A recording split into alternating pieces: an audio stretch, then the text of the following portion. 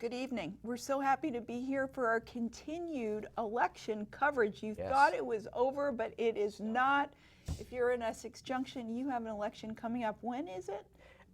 It's our annual meeting is Wednesday, April 3rd. April 3rd coming up. All right. Next week, and the dinner, we have a community dinner, supper at 6 o'clock, and the meeting starts at 7 at Essex High School. And then there is voting. Is there Australian ballot voting? The following week. Okay. Following Tuesday. Okay. Yep. So there we go. So I have George Tyler, who is the president of the trustees at Essex Junction, and I have Evan Teich, who is the unified manager of the city and the town of Essex.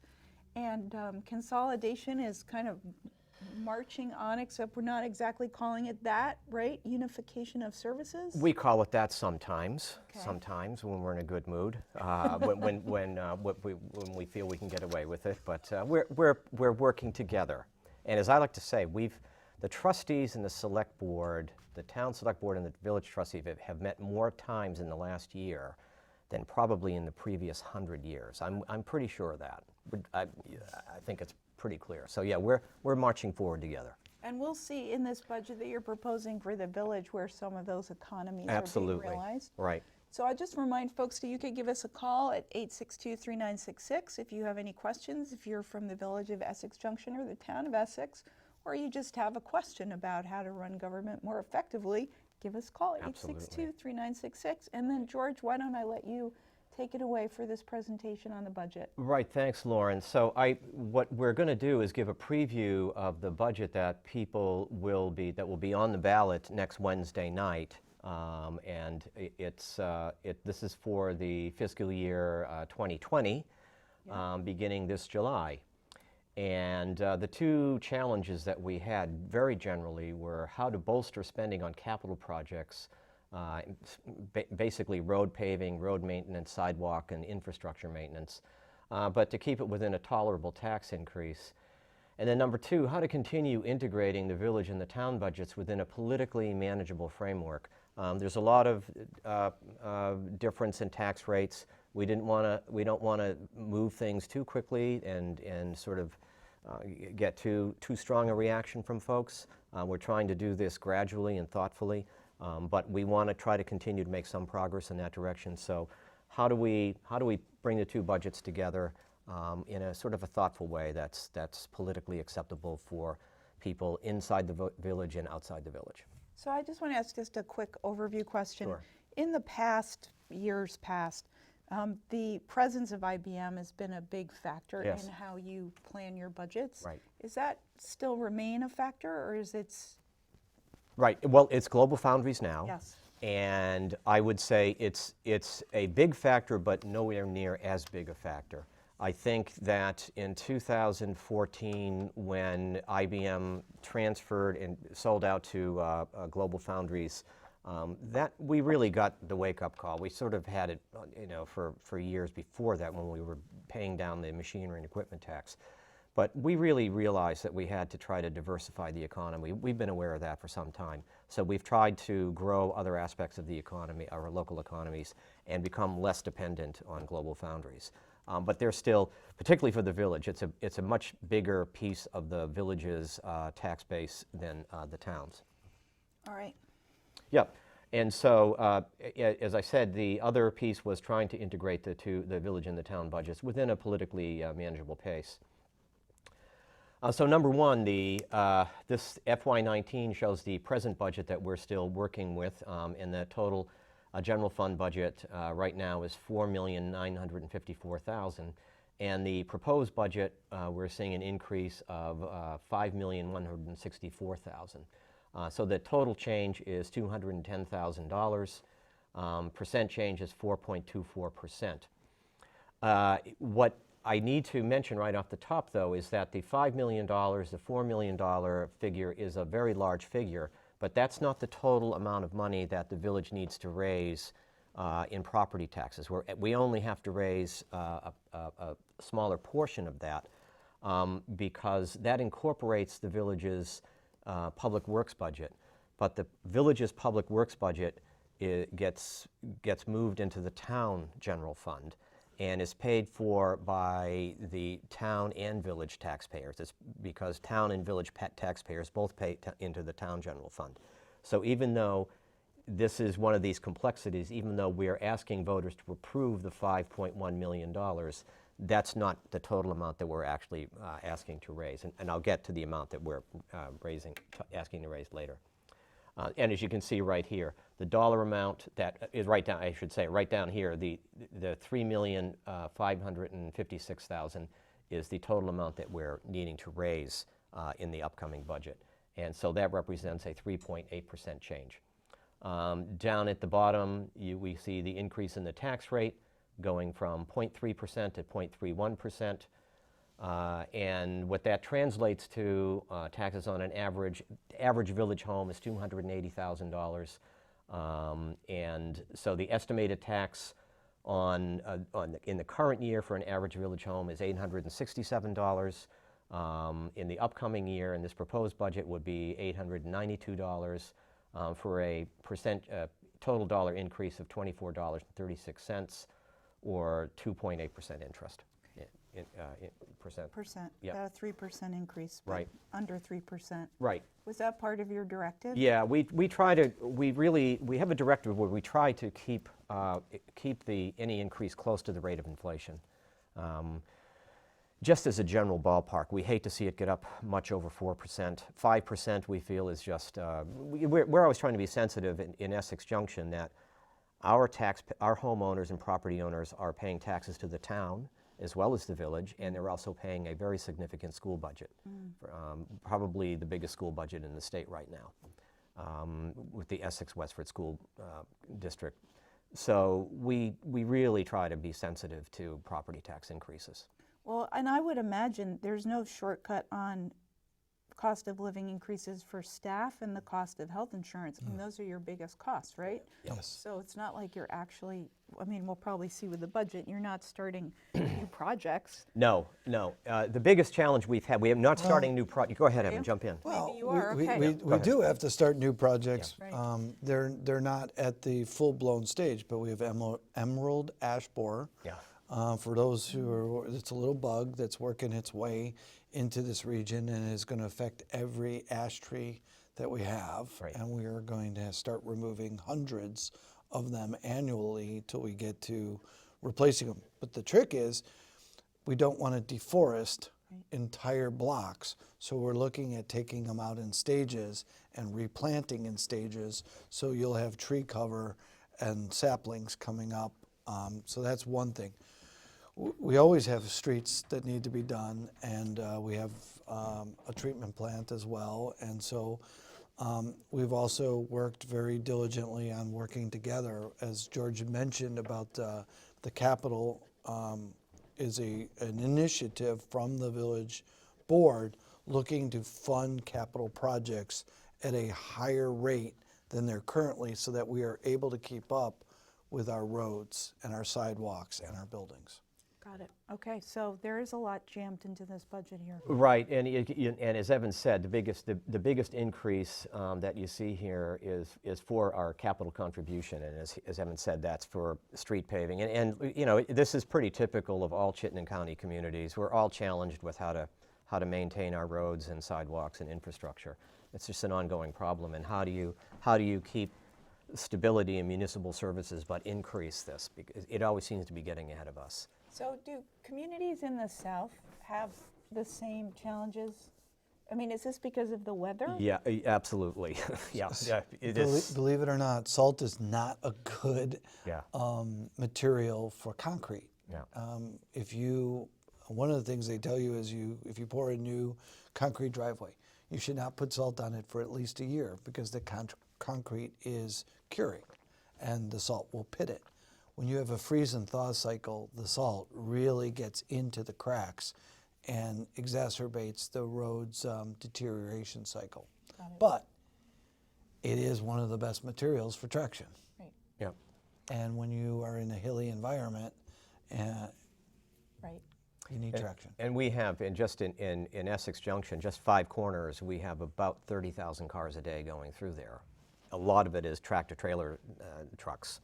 And so it's just the wear and tear on the roads is nonstop. Does the state help subsidize some of your road improvements? Yes, but as you have probably heard, the state is challenged to how to provide Their communities as funding well. levels have not increased Right. in any significant way, and so the more of the burden and or the weight for those funds is increasing. So, Right.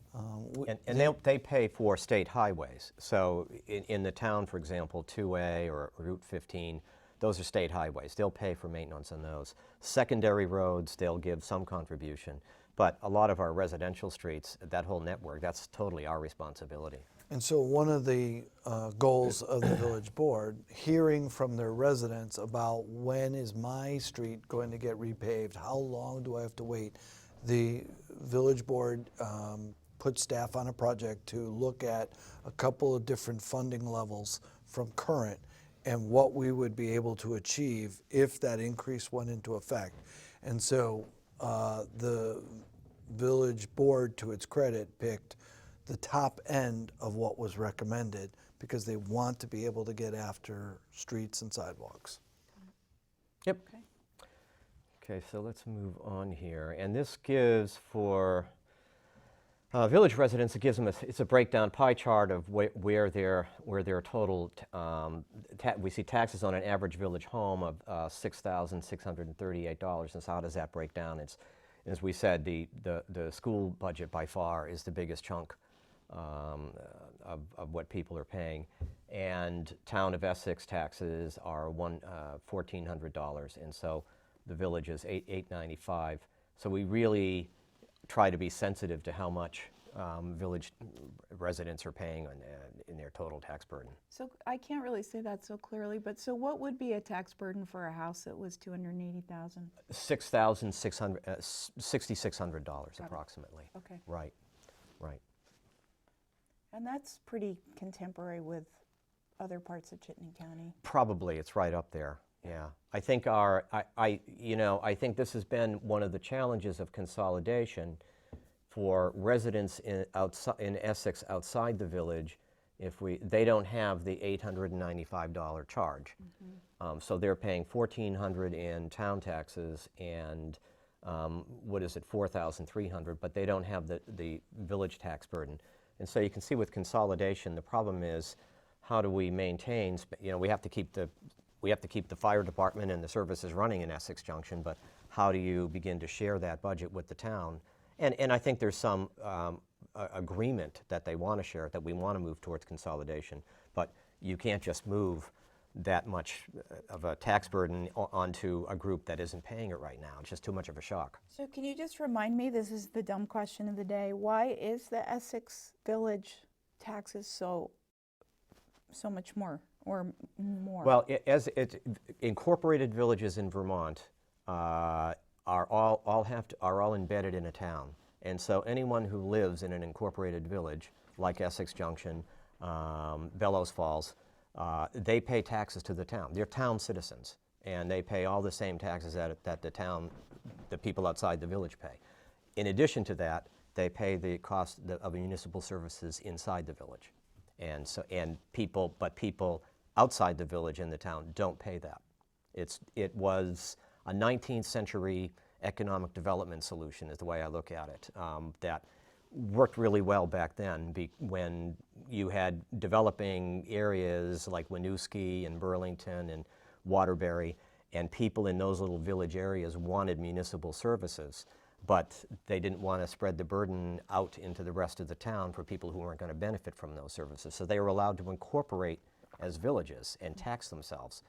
And most of those have gone one way or the other, but Essex Junction and Essex Town remain one of the big examples of a continuing model. Got it. Yep. And this is the breakdown of the tax burden within the village, and this is where the spending goes, where the money goes. Library, fire department, $88 out of an $892 bill. How this all breaks down. What you can see up here is that the street budget is zero, and that's because, as I said, the street budget, the public works budget, has been moved into the town. So that's a shared cost with the town, with citizens of the town, that we're all sharing the cost of taking care of our roads. And that's a very good thing. Capital transfers, you can see that is money that we spend on capital improvement projects like paving, streets, and water lines and so forth. And we're always looking to increase that. And the debt service is a problem, but you know, we don't have a lot of debt. Our debt is very manageable in Essex Junction. So is the library does the library serve the town? Yeah, the library is open. Our services are available to everybody. So is that an example of a cost that folks in the village pay that folks in the town don't pay? Yes. There's a library in the town, the Essex Free Library, that's funded by the town general fund. Everybody, the village and town residents support the Essex Free Library. But the Brownell Library in Essex Junction is supported only by the taxpayers in the village. Now, I should say the town has, for many years, given us $15,000 a year as a contribution, but it's a $900,000 operation. The $15,000 certainly helps. We don't sneeze at it. It's great, but it is open to everybody, and I think it's probably the second busiest library in the state. So again, this shifting of expenses to equalize across the village and the town is what you're talking about. That Right. has some political implications. Absolutely. It has to be done carefully. Yes, yes, and Evan's doing a really good job. He's managing it very well, and for someone from Chicago, who maybe that's a benefit. I'm not sure. You're not from here, so maybe that's helping. Anyway, savings. The people from Chicago just know how to spend money, They George. do. They do. It's just like, come on, what are you talking about? You know, just come on, work it out. Saving through consolidation. So this is what we have saved over the last 5 years by having a unified manager, by having a shared administration, and we created a stormwater and public works committee that are sharing some of the costs of stormwater fees and licensing. And so over the last 5 years, the total amount we estimate that we've saved is $2.1 million. And that's for both sides of the community. And in the 2020 budget, we're projecting to save about .69, close to $700,000 in this upcoming budget through consolidation. So do you have enough personnel in the administrative end to do the work? Could always use more. Well, I don't know. No, we make do with what we have. We have complicated things to do like any other community, except we run 2 of them. So we try to balance what's going on. But one of the wonderful savings types of things is, so we do payroll for both communities. We do finance for both communities. We do audits for both communities. We work together in public works, separately and together, to get projects done at a cost-effective rate. The stormwater that comes through the town ends up in the village and then into the Winooski River and then out to Lake Champlain.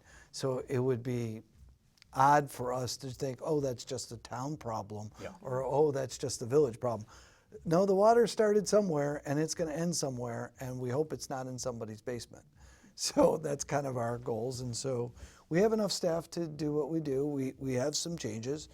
The last 2 years, the priority of the town has been to increase police officers.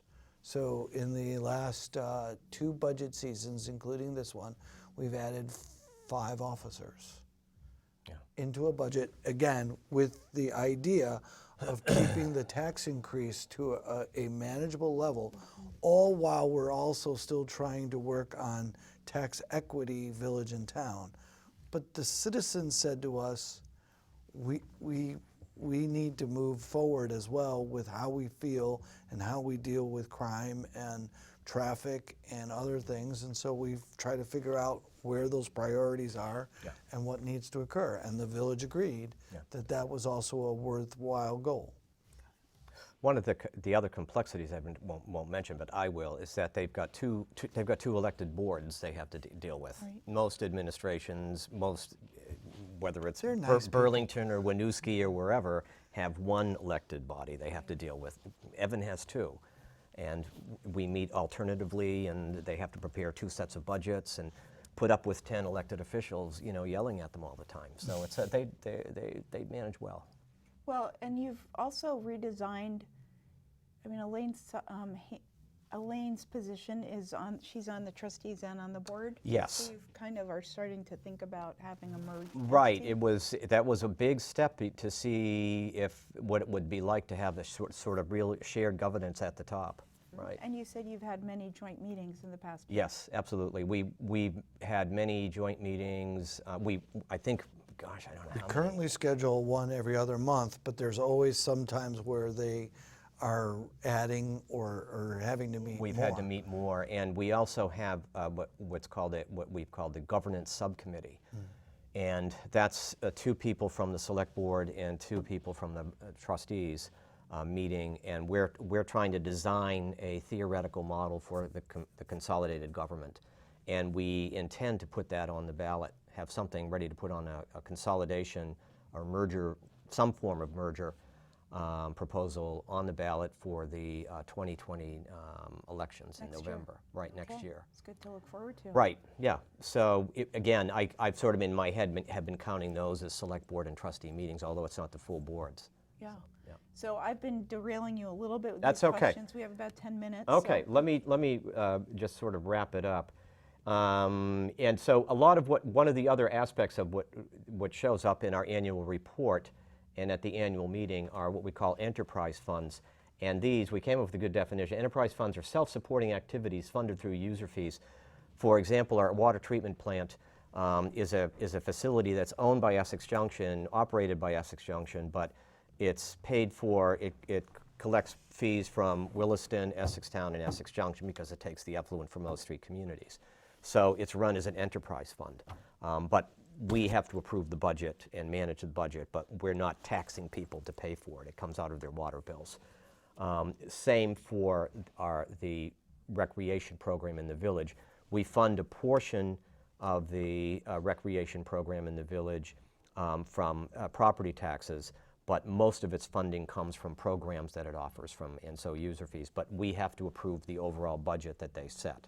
So that's the definition of an enterprise fund, and there's a little bit of an increase in what we're having. We're allowing for the enterprise funds this year, and that's in our annual report. And I thought this would be interesting to just show how one of the big costs that is hitting people in all 3 communities, Williston, Essextown, and Essex Junction, is the cost of paying for wastewater and sanitation processing, unfortunately. And this is the breakdown of the wastewater and sanitation and the total increases in thousands of dollars. And they have operating costs, sludge processing, more salaries, benefits, and so forth. One of the big challenges in that is you'll see in that for the people at home seeing the $70,000 in chemicals. Right. We run on chemicals. We have Yeah. to use chemicals to dewater and get phosphorus and other antibodies out of the sludge before we are able to land apply it. And we're in the market. So if somebody changes the chemical price for what we need to use, we have to pay it. Yep. Yep. And these are some of the capital projects. And one of the things I wanted to mention, we're trying to upgrade all the water meters in the village. And these are radio. Right now, someone actually has to walk around and write down each thing. And these would have little radio transmitters. They can just sit and read them. And we're trying to make all that is a significant change. And it's we want to push forward on that because the savings will be big. And these are some of the other capital projects. And I think that's it. So anything that people would be surprised to know about the budget, or you feel that you're getting the sense there's some concerns about? I don't think so. I think it's pretty much, I would call it a status quo budget. I think we are making good progress on consolidating administrative services between the village and the town. There were some issues of the village clerk became the town clerk, but the village was still paying 100% of her salary. Well, we've kind of negotiated that and evened that off. And you know, when we've been doing these things with administration, and you start putting people together, and they're doing some work for the village and some work for the town, You say, well, what's the best way to handle that? Do you say what proportion of work is that person doing, or do you say, well, we'll cover this person's salary and you cover that person's salary? So we're still feeling our way around on a lot of these things. Yeah. So just to recap, the 3rd of April Yep. is when you have the community meeting, and that's just informational. That's not when people vote on the budget, or do they? No, they do. They vote on the We budget still on have a the voice. 3rd. We still approve. We will be approving this budget that I just presented to you on the floor. And the meeting is at 7, and we have a community supper starting at 6. And daycare is provided, and there's a senior bus as well. All right, and we'll be airing that live, I think. I think so. So people can come down and vote. Right. And then I think on the 9th, must be Tuesday the 9th, when Yes. the Australian ballot That's is Australian balloting. for trustees Yes. position. Yes, yes, One position, 2 candidates? yes. And I should mention that is also the day on which the Essex Westford School Australian balloting is. Okay. So people will be voting on the school budget on the same day, and school board candidates as well. All right, well, stay tuned here for updates. Actually, this is the update. And we'll be having one of the 2 candidates running for trustees will be appearing in the next couple of days.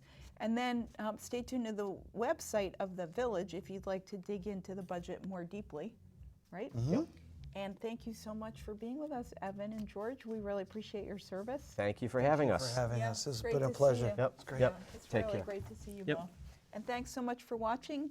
Stay tuned here for Channel 17's continuing election coverage. It never stops. That's right.